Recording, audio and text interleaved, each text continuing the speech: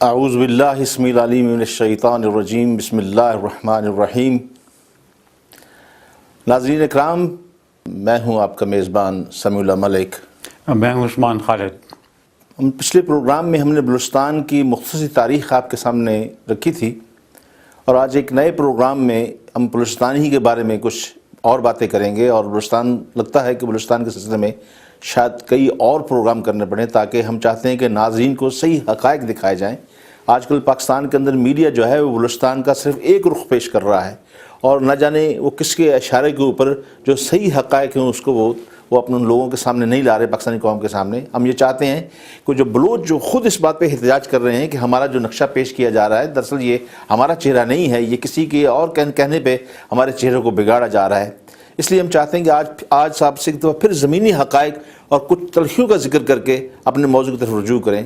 اور زمینی حقائق تو یہ ہے کہ جہاں آج آپ شہر دیکھ رہے ہیں، کسی زمانے میں یہاں آپ جانتے ہیں جنگل ہوا کرتے تھے، شیر جو کبھی ان جنگلوں کا بادشاہ ہوا کرتے تھے آج انسانوں کی قید میں ہیں، اور ان پہ ٹکٹ لگی ہوئی ہے، اور ہمارے چھوٹے بچے ان کو دیکھ کے لطف اندوز ہو رہے ہیں۔ جہاں کبھی کھنڈرات ہوا کرتے تھے، کبھی یہاں شہر تھے، ہم نے کبھی اس پر غور ہی نہیں کیا کہ بھی ان شہروں کو کھنڈرات کس نے بنا دیا، اور کون سی ایسی ظالم طاقتیں ہیں جو کہ آئے دن ان شہروں کا تورا بورا بنا کے ان کو کھنڈر بنا رہے ہیں۔ اور جہاں کبھی میدان ہوا کرتے تھے اور جہاں آدمی اکیلے میں جانے سے اجتناب بھی برتا کرتے تھے، اب یہ شہر کے مہنگے ترین علاقے بن گئے ہیں، اور وہاں بڑے بڑے عالیشان محلات تعمیر ہو چکے ہیں، اور جو کہ آج کل جو سردار جاگیردار جنسندکار ہیں وہ بڑے بڑے انہوں نے محلات وہاں پہ تعمیر کیے ہوئے، ان کے بارے میں بھی کوئی خبر نہیں لے رہا کہ بھی ان جاگیرداروں کے پاس یہ جاگیریں کیسی آئیں، یہ محلات کیسے بن گئے، اور ان محلات کی تعمیر میں کن کن لوگوں کا خون شامل ہے۔ بس یہ ہے کہ جب موسم بدلتا ہے سما بھی بدلتا ہے، اور پھر منظر بھی بدل جاتے ہیں۔ اور پھر یہ بھی غور و فکر کرنی چاہیے کہ کبھی کبھی یہ بھی وقت ہے یہ شاہوں کو گداگر بھی بنا دیتا ہے، اور بکاری زمام کار سنبھال لیتے ہیں، یہ بھی یہ تاریخ دیکھتی ہے۔ فوج کا جرنیل جس کے حکم پر ہزاروں افراد کو موت کے گھاٹ اتار دیا جاتا ہے، خود کبھی عام لوگوں سے بھی زیادہ لوگوں میں محتاج ہو جاتے ہیں، اور ایڑیاں رگڑ کے بعض کہا تو ایڑیاں رگڑ کر مر جاتے ہیں۔ ہمارے سامنے بہت سے ایسے جرنیلوں کی بھی ایسی تصویریں ہمارے سامنے آئی ہیں، اور دور نہ جائیے، اسرائیل کا ایک بہت بڑا جرنیل جس نے فلسطینیوں میں بے شمار ظلم کیے آج بھی قومے میں ہے، اور موت کا منتظر ہے، لیکن موت اس کے پاس سے چھو کے نہیں گزر رہی۔ دوسری بات یہ ہے کہ بعض اوقات حکم دینے والے خود حکم ماننے پر مجبور ہو جاتے ہیں۔ طبیب جو اوروں کی زندگی کی آسانیاں بانٹتا ہے، بعض اوقات وہ خود زندگی کی بھیک مانگتا ہے۔ ادویات کی فیکٹریوں کے مالک جو ہیں وہ خود ادویات کو ہوتے ہوئے ان کو موت آ جاتی ہے، ہم دیکھتے ہیں۔ سرمایہ دار کلاش ہو جاتے ہیں، اور کلاش جو ہوتے ہیں وہ زردار بن جاتے ہیں۔ چور چکے جو ہیں کوتوالے شہر بنے پھرتے ہیں۔ بس یہ وقت کا ہیر پھیر ہے، سما بدلتا ہے اور منظر بھی بدلتا ہے، اور منظر کے ساتھ اور بھی بہت چیزیں بدلتی ہیں۔ اب آپ یہ دیکھیے کہ بلوچستان کے حوالے سے آپ یہ دیکھیے کہ اب بلوچستان کے اندر جو چیزیں ہمارے سامنے آ رہی ہیں اس وقت جو ہم دیکھ رہے ہیں، اس میں کوئی شک نہیں کہ پاکستان کا ہر محب وطن شہری جو ہے اس کا جگر پاش پاش ہے۔ وہ شاید اس لیے بھی پاش پاش ہے کہ ایک تو بلوچستان کی صحیح صورتحال کے سامنے نہیں آ رہی، اور دوسری یہ ہے کہ ایک طرف کی تصویر ان کے سامنے رکھی جا رہی ہے، اور وہ جو تصویر ایسی ہولناک ہیبتناک جو رکھی جا رہی ہے شاید اس کے مقاصد کچھ اور ہیں۔ ہمیں دیکھنا یہ ہے کہ ان کی کڑیاں یا اشارے کہاں سے ہو رہے ہیں اور کیوں ہلائے جا رہے ہیں، کیوں یہ کام کے سارا جو کام ہے یہ کیا جا رہا ہے۔ یہ بہت امپورٹنٹ سوال ہے، اور اس پروگرام پر ہم اس سوال کا جواب دینے کی کوشش کریں گے۔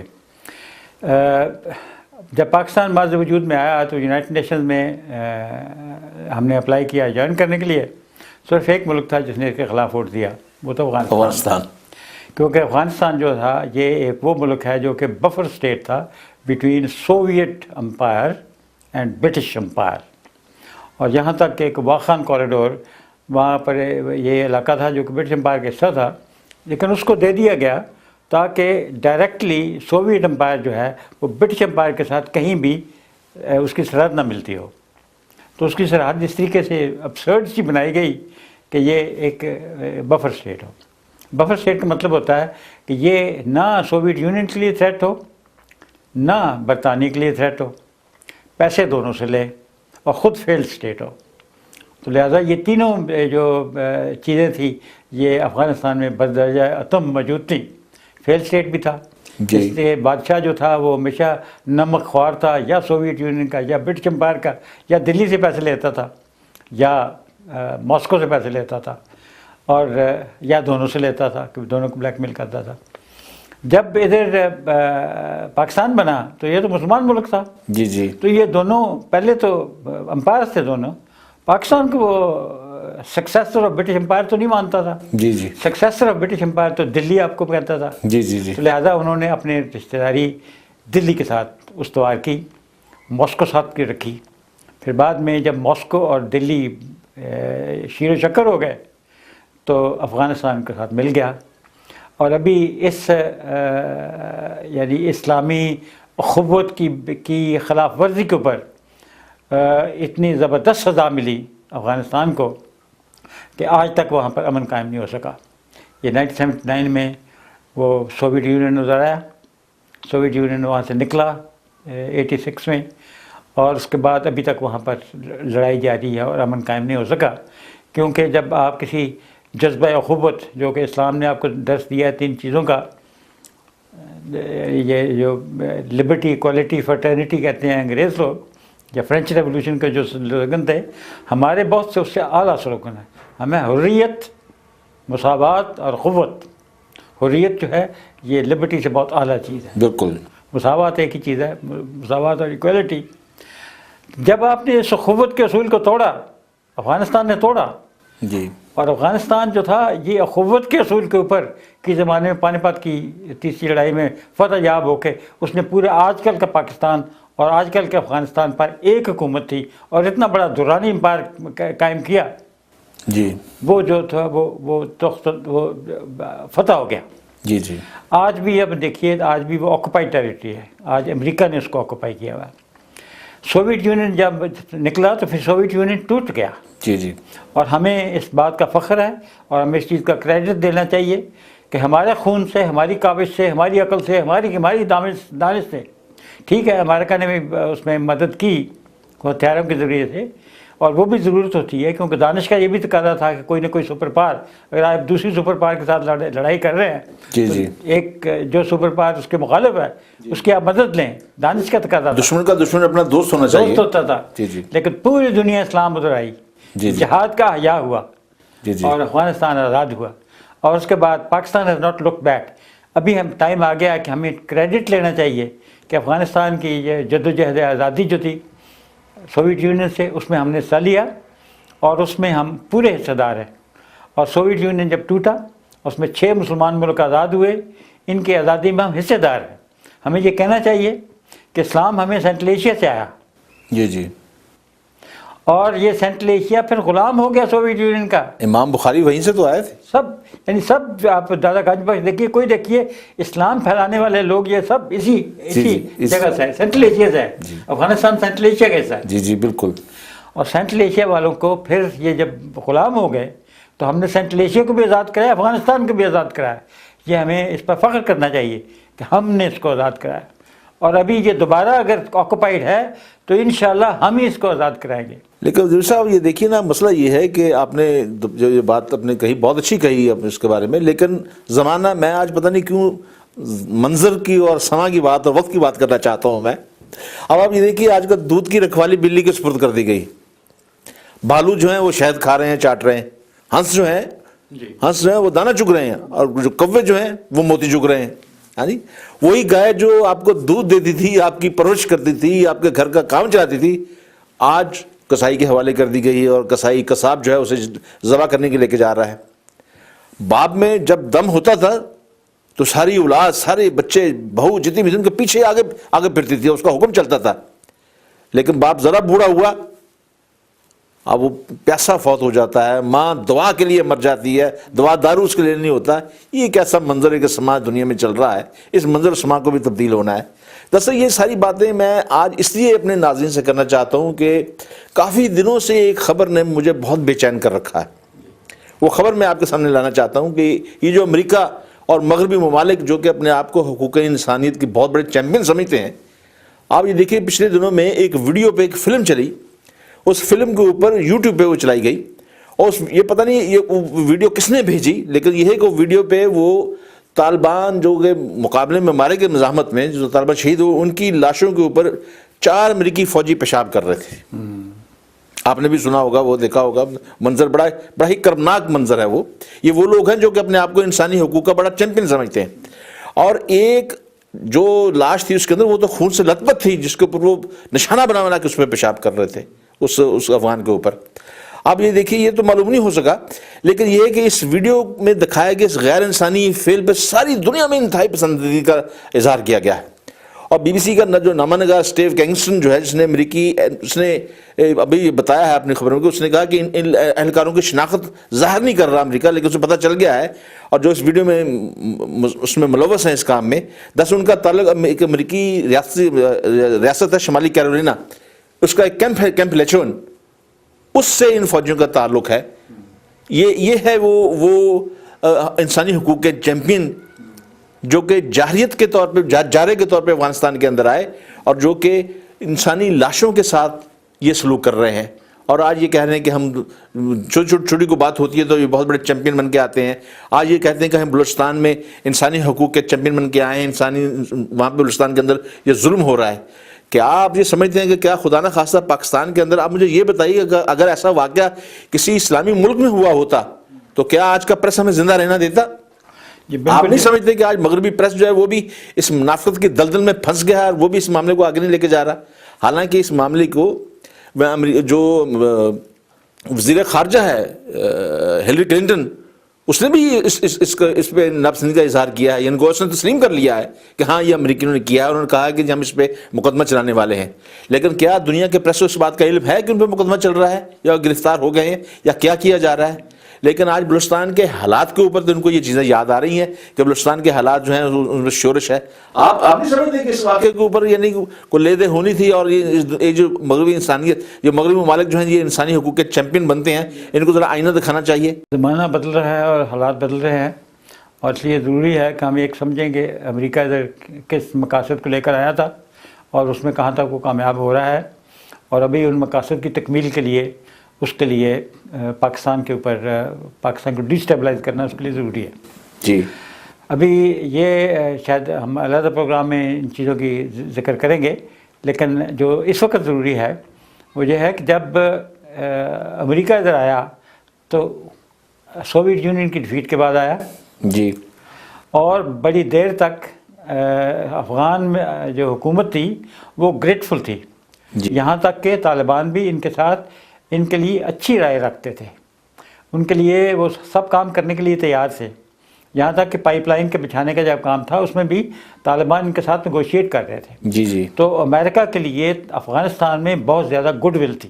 جی. اس گڈ ول کے دنوں سے آج جب کہ وہ ان کو پیشاب کر رہے ہیں، اور آج جب کہ قرآن پر جلائے جا رہے ہیں، جی. اور پورا افغانستان جل رہا ہے. جی بالکل. یعنی اپنے غصے میں یہ جب کسی کی موت آتی ہے، جب وہ اس قسم کی حرکتیں کرنے شروع کرتا ہے، وہ اپنی ایروگنس آف پاور جس کو کہتے ہیں، ابھی ایروگنس آف پاور اس میں آئی کیونکہ اس کو شاید عراق میں کامیابی ہوئی پہلے فرسٹ گلف وار میں. اس وجہ سے انہوں نے سوچا کہ ابھی مسلمان جو ہے وہ تو ایک دوسرے کے ساتھ لڑتے رہتے ہیں، تو یہاں پر بھی وہ کامیاب ہوں گے. اس ایروگنس آف پاور میں یہاں پر قرآن برننگ بھی کرتے ہیں، لاشوں کے اوپر بے حرمتی بھی کرتے ہیں، بے حرمتی کرتے ہیں، پیشاب کرتے ہیں. یہ جب انہوں نے ہارنا ہوتا ہے تو یہ ہوتا ہے. لیکن ایم کیا تھے ان کے؟ جی. ایم ان کا یہ تھا کہ یہ سینٹرل ایشیا جو آزاد ہو گیا، وہ تو اس دن تو آزاد نہیں ہوا تھا جس نے سوویت یونین ودرا ہوئی. جی. اس کے بعد میں ہوا. لیکن ان کو زوم ہوا کہ یہ تو ہم نے آزاد کرایا. نو سر، یہ ہم نے آزاد کرایا.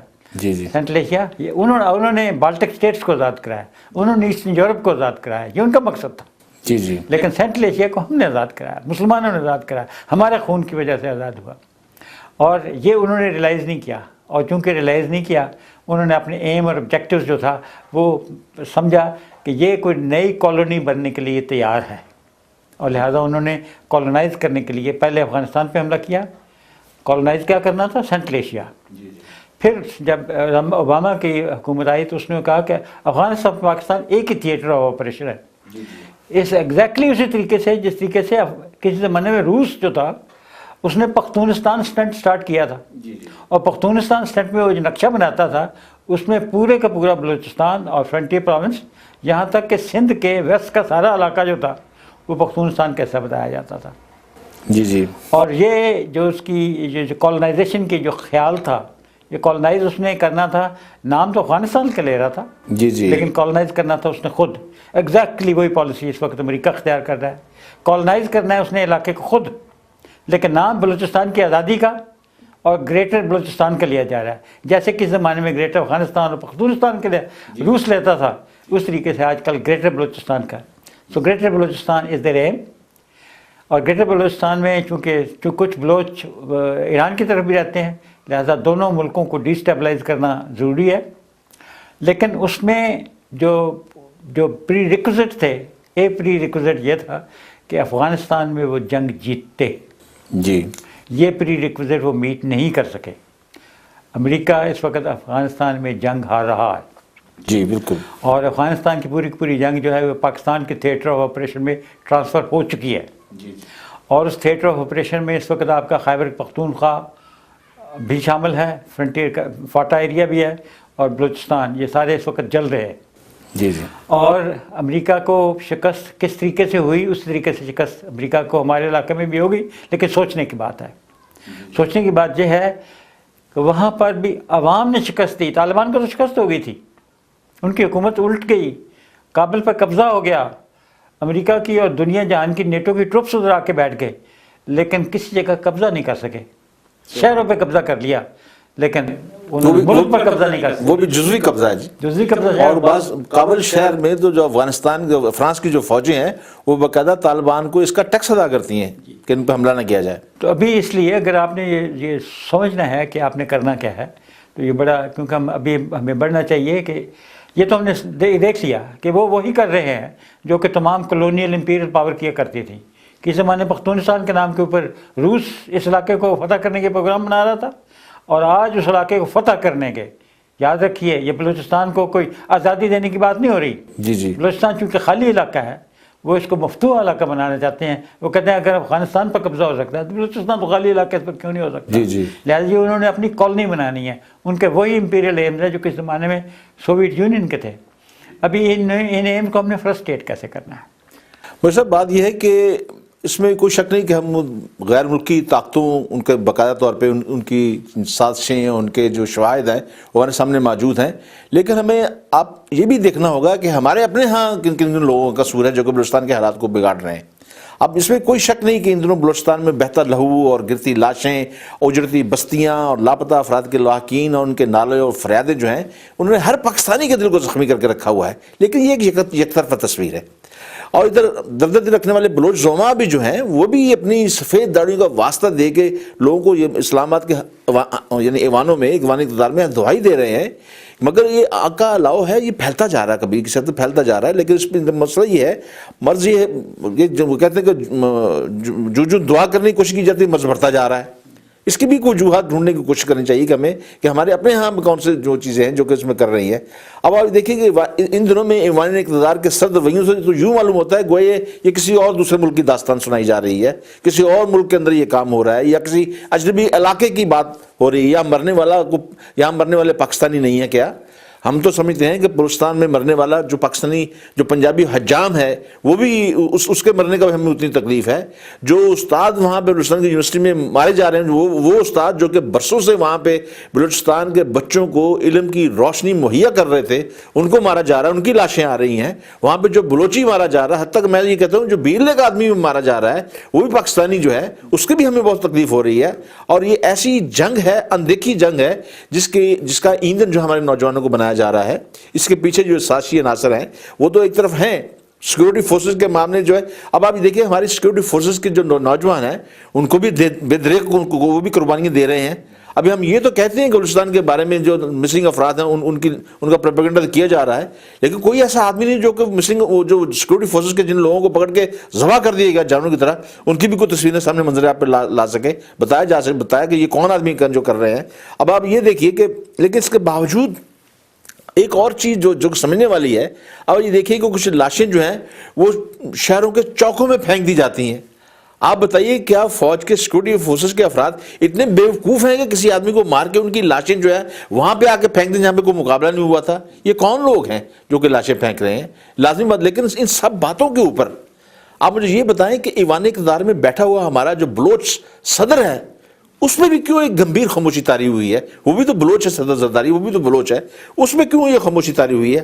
اب دھڑا دھڑ وہاں کمیٹیاں بن رہی ہیں بلوچستان کے اندر، جھوٹے وعدے کیے جا رہے ہیں۔ اب آپ دیکھیے بلوچستان کی اسمبلی کے اندر پیپلز پارٹی کی حکومت ہے، بلوچستان کی اسمبلی کے تمام افراد وزراء ہیں، وزراء میں شامل ہیں، 25 کروڑ روپے کا ان کو بجٹ دیا گیا جو کہ ترقیاتی کاموں پہ خرچ کرنا تھا، تاکہ بلوچوں کو یہ تاثر دیا جائے کہ تمہاری جو یہاں پہ پسماندگی کو دور کیا جا رہا ہے، لیکن ہر ایک پیسے کا وہاں پہ تعمیراتی کام نہیں ہوا۔ سیکورٹی فورسز والے یہ بتا کے تھک گئے ہیں، I S I, I be, مطلب سارے جو آئی جی ہیں وہاں پہ، جو بلوچستان کا جنرل عبید، اس نے یہ بات بتائی، اس نے کہا کہ رینجر کا جو آئی جی، اس نے یہ بتایا کہ ایک بھی پیسے کا کام نہیں ہوا۔ وہ باقاعدہ طور پہ ویڈیو فلمیں تک بنا کے مرکزی حکومت کو دے چکے ہیں۔ اب جتنے بھی وزراء یہاں پہ ہیں، اسمبلی کے تمام جتنے بھی وزراء ہیں، اسمبلی کے ممبر، انہوں نے اپنے اپنے لشکر تیار کر رکھے ہیں، وہ بھتہ وصول کرتے ہیں، قتل کے مقدمات میں وہ جو قتل و غارت میں مصروف ہیں، اور سارے کام وہ کر رہے ہیں۔ اب وہ مرکزی حکومت کو باقاعدہ طور پہ اس بات کی رپورٹ دی جا چکی ہے، لیکن مرکزی حکومت ٹس سے مس نہیں ہو رہی۔ اب آپ یہ دیکھیے کہ اس پہ بھی تو بات کرنی چاہیے کہ ہماری جو مرکزی حکومت ہے، آخر یہ کس کے کہنے پہ یہ اس نے پراسرار خاموشی اختیار کر رکھی ہے؟ یہ بہت ضروری ہے، اس لیے ہم سیاسی عمل کا ہمیشہ ذکر کرتے ہیں، لیکن ہم واقف نہیں ہیں سیاسی عمل کس کو کہتے ہیں۔ سیاسی عمل ہوتا ہے کہ جھوٹ کو حقیقت کے ساتھ لڑایا جائے، اور حقیقت جو ہے جب آشکارا ہو جاتی ہے تو پھر جھوٹ جو ہے وہ شکست کھا جاتا ہے۔ ابھی آج کل جو پروپیگنڈا ہو رہا ہے وہ ویسٹرن ورلڈ میں بھی، پاکستان کے اندر بھی، ہندوستان میں بھی، اور ہمارے ہمسایہ ملکوں میں بھی یہ بڑا سخت پروپیگنڈا ہو رہا ہے۔ اور یہ جو بھی آپ نے منظر کشی کی ہے زبردست قسم کی، یہ بالکل یہ منظر ہے جو کہ پاکستان کے عوام کو دکھایا جا رہا ہے، اور یہ منظر ہے۔ منظر جنگ کا خوشنما نہیں ہوتا، یہ جنگ ہو رہی ہے اور یہ بدنما ہے۔ پاکستان اس حالت جنگ میں ہے، یہ ماننا پڑے گا کہ ہم حالت جنگ میں ہیں۔ اب یہ ہے کہ اس حالت جنگ میں جنگ کس کے درمیان ہو رہی ہے؟ جنگ ہو رہی ہے ایک انسرجنس کے درمیان، جس میں کہ بڑے چند لوگ انوالوڈ ہیں، لیکن وہ سب بڑے انفلوئنشل ہیں، ان کو انٹرنیشنل سپورٹ ہے، اور حقیقت بیان نہیں کی جا رہی۔ تو ہمیں اگر اس کے ساتھ لڑائی کرنی ہے تو اس لڑائی کو میڈیا کو کرنی ہے، آپ جیسے لوگوں کو کرنی ہے، جنہوں نے کہ یہ بتانا ہے لوگوں کو حقیقت کیا ہے۔